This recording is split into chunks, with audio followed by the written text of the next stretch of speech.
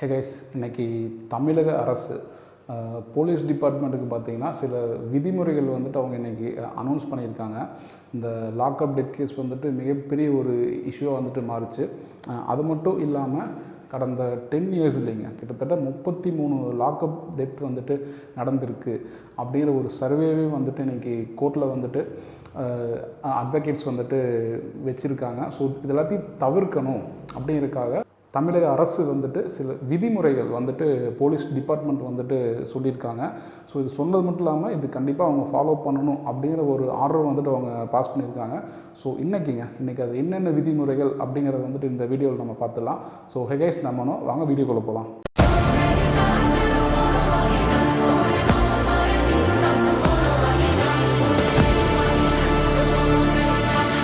So first விதிமுறைங்க அது என்னென்னு பார்த்தோம்னா, தேவையில்லாமல் இருக்க அந்த தனிப்படைகள் அது எல்லாத்தையும் வந்துட்டு கலைக்கணும் அப்படின்னு வந்து சொல்லியிருக்காங்க. ஃபர்ஸ்ட் ஆஃப் ஆல் இந்த தனிப்படைனா என்னென்னு பார்த்தீங்கன்னா, அது ஒரு ஸ்பெஷல் டீமுங்க. இப்போது சம் ஸ்பெஷல் கேஸஸுக்காக வேறு போலீஸ் ஸ்டேஷன்ஸ், அப்புறம் வேறு டிஸ்ட்ரிக்ஸில் அந்த மாதிரி இருந்து வேறு இடங்கள் இருக்க போலீஸ்காரங்க வந்துட்டு ஒரு டீமாக ஃபார்ம் ஆகி ஒரு கேஸை வந்துட்டு இன்வெஸ்டிகேட் பண்ணுவாங்க. அதுக்கு பேர் தான் பார்த்திங்கன்னா அந்த தனிப்படைங்கிறங்க. அது ஒரு ஸ்பெஷல் கேஸுக்காக ஒரு ஸ்பெஷல் டீம் வந்துட்டு ஃபார்ம் பண்ணுவாங்க.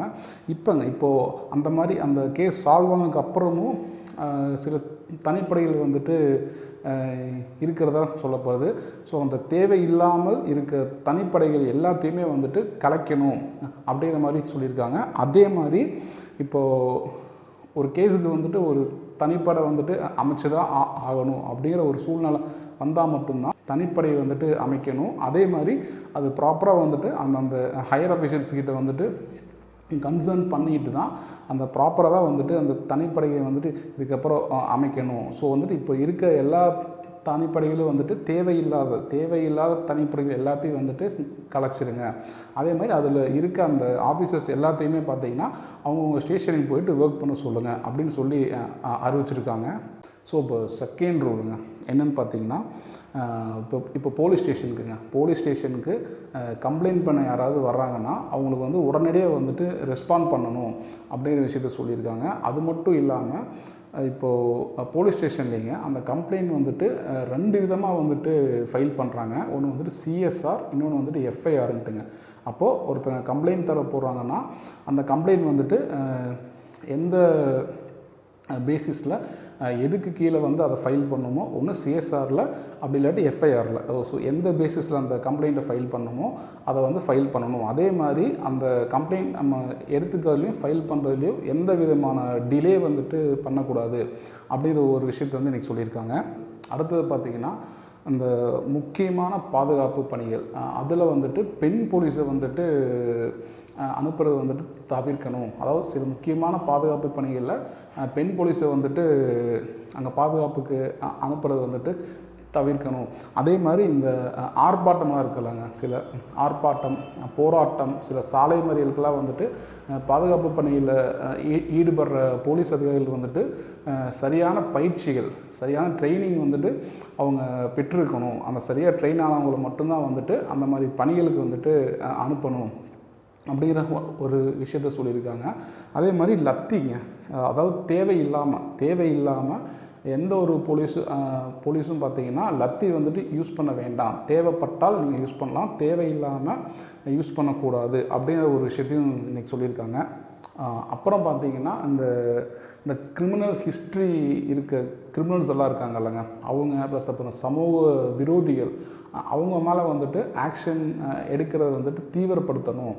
ஏன்னா மக்களுக்கு வந்து நம்ம பாதுகாப்பாக இருக்கணும். அதே சமயங்களில் சமூக விரோதிகள் இந்த மாதிரி அப்புறம் இந்த சில கிரிமினல் ஆக்டிவிட்டீஸில் ஈடுபட்டுகிட்டே இருக்கவங்க, அந்த மாதிரி இருக்கவங்க மேலே ஆக்ஷன்ஸ் வந்துட்டு சீக்கிரமாக வந்துட்டு எடுக்கணும் அப்படிங்கிற ஒரு விஷயத்தையும் சொல்லியிருக்காங்க.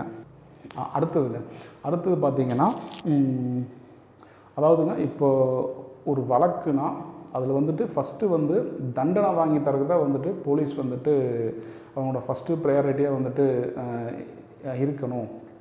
ஏன்னா ஒரு வழக்கில் குற்றவாளிக்கு தண்டனை தர்றதுக்கு தான் வந்துட்டு கோர்ட்டு வந்துட்டு இருக்குது. அப்படிங்கிறப்போ இவங்களாம் ஸ்டேஷனில் வந்துட்டு எந்த விதமான ஆக்ஷன்ஸ் அவங்கள வந்துட்டு துன்புறுத்துறது அந்த மாதிரி எதுவும் இல்லாமல் அவங்க ஃபஸ்ட்டு ப்ரையாரிட்டி வந்துட்டு இப்போ ஒரு கேஸ் வருதுன்னா ஃபைல் பண்ணி நீங்கள் வந்துட்டு கோர்ட்டுக்கு கூட்டிகிட்டு வாங்க, அது அவங்கள விசாரிக்கத்தானே வந்துட்டு நாங்கள் இருக்கோம் அப்படிங்கிற மாதிரி. ஸோ ஃபஸ்ட்டு வந்துட்டு அவங்கள கோர்ட்டில் வந்துட்டு கூட்டிகிட்டு போகிறதுலாம் வந்து ஃபஸ்ட்டு ப்ரையாரிட்டி ஆகணும்.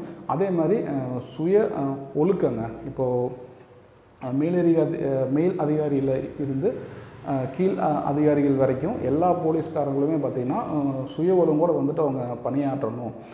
ஏன்னா இப்போ மேலதிகாரிகள் அந்த சுய ஒழுங்கோடு இருந்தால் மட்டும்தான் அவங்களுக்கு கீழே இருக்க அதிகாரிகள் வந்துட்டு அந்த ஒழுக்கத்தோடு வந்துட்டு ஒர்க் பண்ணுவாங்க. அதே மாதிரி இப்போ அந்த கீழே இருக்கவங்க ஏதாவது ஒரு தப்பு பண்ணுறாங்கன்னா இம்மீடியட்டாக வந்துட்டு அந்த மேலதிகாரிகள் அந்த ஹையர் அஃபிஷியல்ஸ் வந்துட்டு அவங்க மேலே வந்துட்டு நடவடிக்கை எடுக்கணும் அப்படிங்கிறதே வந்துட்டு சொல்லியிருக்காங்க. அடுத்ததுங்க, அடுத்த பாயிண்ட்டு என்னென்னு பார்த்தீங்கன்னா, இப்போது விசாரணை கைதிகளுங்க அவங்கள வந்துட்டு தேவையில்லாமல் வந்துட்டு அவங்கள துன்புறுத்தக்கூடாது. இப்போது அவங்கள அடிக்கிறதோ இல்லை டார்ச்சர் பண்ணுறதோ அந்த மாதிரி விஷயங்கள் வந்துட்டு தேவையில்லாமல் வந்துட்டு அவங்கள செய்யவே கூடாது. அதே மாதிரி இந்த லாக்அப் டெத்ஸு அவங்களோட கஸ்டடியில் வந்துட்டு மரணம் ஏற்படுறது அப்படிங்கிற விஷயத்தை வந்துட்டு முழுமையாக வந்துட்டு தவிர்க்கணும். அதே மாதிரிங்க இந்த குற்றப்பிரிவு தனிப்படைன்னு சொல்லிட்டு ஒன்று இருக்குது போலங்க. இந்த குற்றப்பிரிவு தனிப்படையில் அனுபவம் வாய்ந்த போலீஸ் அவங்க மட்டும்தான் வந்துட்டு முடிஞ்ச அளவுக்கு அனுபவம் இருக்கவங்களாம் பார்த்து அந்த குற்றப்பிரிவு தனிப்படையில் வந்துட்டு சேர்க்கணும் அப்படிங்கிற மாதிரி வந்துட்டு சொல்லியிருக்காங்க. இது எல்லாத்துக்கும் முக்கியமானதுங்க. தேவையில்லாமல் எந்த ஒரு போலீஸ் ஸ்டேஷன்லையும் யாரையும் வந்துட்டு கூட்டிகிட்டு வந்து அங்கே வச்சிருக்கவே கூடாது அப்படிங்கிற ஒரு விஷயத்தை வந்து ஸ்ட்ரிக்டாக சொல்லியிருக்காங்க. ஸோ அடுத்ததுங்க, இந்த திருட்டு கேஸ் எல்லாம் இருக்குது இல்லைங்க. அதாவது இப்போது என்னோடய பணம் காணாமல் போயிடுச்சு, என்னோடய நகை காணாமல் போயிடுச்சு, சில மக்கள் வந்துட்டு கம்ப்ளைண்ட் பண்ணுவாங்க. ஸோ அந்த மாதிரி அந்த திருட்டு வழக்குகள் எல்லாமே வந்துட்டு முடிஞ்ச அளவுக்கு சீக்கிரமாக வந்துட்டு விசாரிக்கப்படணும். அதே மாதிரி அந்த விசாரிக்கிறங்கிற பேரில் வந்துட்டு அந்த விசாரணை கைதிகளை வந்துட்டு துன்புறுத்தக்கூடாது அப்படிங்கிற ஒரு விஷயத்த சொல்லியிருக்காங்க. அதே மாதிரி இந்த விசாரணை அப்படிங்கிறது நல்ல ட்ரைனிங் பெற்றவங்க ப்ளஸ் அப்புறம் பார்த்தீங்கன்னா நல்ல அனுபவம் உள்ளவங்க போலீஸ்காரங்க மட்டும்தான் அந்த விசாரணை வந்துட்டு செய்யணும் அப்படிங்கிற ஒரு விஷயத்துக்கு வந்து இங்கே சொல்லியிருக்காங்க. ஸோ அடுத்ததுங்க, இது முக்கியமான ஒரு ரூல்ஸ் போட்டிருக்காங்க. அதாவது ஒரு கைதியைங்க ஒரு விசாரணை கைதியை வந்துட்டு 3-4 போலீஸ்காரர்கள் வந்துட்டு சேர்ந்து விசாரிக்கக்கூடாது அப்படிங்கிற ஒரு விஷயத்தை வந்து இன்றைக்கி சொல்லியிருக்காங்க. நீங்கள் இப்போது விசாரிங்க, ஒருத்தர் வந்துட்டு தனித்தனியாக ஒவ்வொரு போலீஸ் அதிகாரிகளாக வந்துட்டு விசாரிக்கலாம். 3-4 பேர் சேர்ந்து ஒரு கைதியை வந்துட்டு விசாரிக்கவே கூடாது. ஏன்னா அப்படி பண்ணுறங்காட்டி தான் சில தவறுகள் வந்துட்டு ஏற்படுது. அப்படிங்கிற வகையில் பார்த்திங்கன்னா இந்த விதிமுறைகள் வந்துட்டு கொண்டு வந்திருக்காங்க. அதே மாதிரி இந்த லாக்அப் டெத்துங்க, நான் ஃபஸ்ட்டே சொன்ன மாதிரி அந்த விசாரணையின் போது ஏற்படுற டெத்தெல்லாம் வந்துட்டு முழுமையாக வந்துட்டு தவிர்க்கப்படணும் அப்படிங்கிற விஷயத்த சொல்லியிருக்காங்க.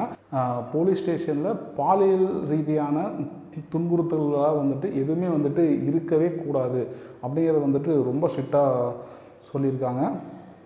அப்புறம் போலீஸ் வந்துட்டு கொஞ்சம் சகிப்புத்தன்மையோடு வந்துட்டு எல்லா கேஸையும் வந்துட்டு ஹேண்டில் பண்ணணும், எல்லா கைதிகளையும் எல்லா விசாரணைகளையும் வந்துட்டு ஹேண்டில் பண்ணணும் அப்படிங்கிற மாதிரி வந்துட்டு சொல்லியிருக்காங்க. அப்புறம் லாஸ்ட்டுங்க, ஃபைனலாக பார்த்திங்கன்னா கட்ட பஞ்சாயத்துங்க. அதாவது இந்த போலீஸ் ஸ்டேஷன்லேங்க இன்டர்கேஸ்ட் மேரேஜ் பண்ணுறவங்க இல்லை வந்து இந்த லவ் மேரேஜ் பண்ணுறவங்க அப்படிங்கிறப்போ அந்த அந்த அந்த பெற்றோர்கள் இல்லை வந்துட்டு அவங்களோட சமூகம் சார்ந்தவங்ககிட்ட வந்துட்டு எந்த விதமான கட்ட பஞ்சாயத்துலையும் வந்துட்டு போலீஸ் வந்துட்டு ஈடுபடக்கூடாது. ஏன்னா போலீஸ் ஸ்டேஷனுங்கிறது வந்துட்டு கட்ட பஞ்சாயத்து பண்ணுறதுக்கான இடம் வந்துட்டு கிடையாது.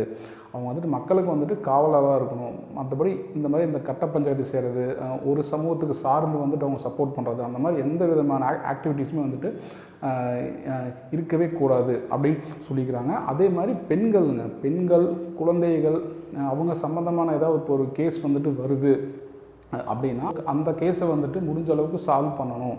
அண்டு ஃபைனலாங்க இப்போது 60 நாளுக்கு மேலாயும் விசாரிக்காமல் இருக்க வழக்குகள் அது எல்லாத்துக்கும் வந்துட்டு குற்றப்பத்திரிகை வந்துட்டு ரெடி பண்ணணும் அப்படிங்கிற விஷயத்தை வந்துட்டு சொல்லியிருக்காங்க. ஸோ இதுதான் பார்த்திங்கன்னா இன்றைக்கி தமிழ்நாடு அரசு வந்துட்டு காவல்துறை போலீஸ் டிபார்ட்மெண்ட்டுக்கு வந்துட்டு கொடுத்த விதிமுறைகளுங்க. ஸோ இந்த மெஷூர்ஸை ஃபாலோ பண்ணி தான் எல்லா கேசஸ் வந்துட்டு ஹேண்டில் பண்ணணும் அப்படிங்கிற மாதிரி அவங்க ரூல்ஸ் இன்றைக்கி அறிவிச்சிருக்காங்க. ஸோ அவ்வளோதாங்க, இந்த வீடியோ இதோட ஃபினிஷ் பண்ணுறேன். நாளைக்கு வேற ஒரு வீடியோவில் மீட் பண்ணுறேங்க.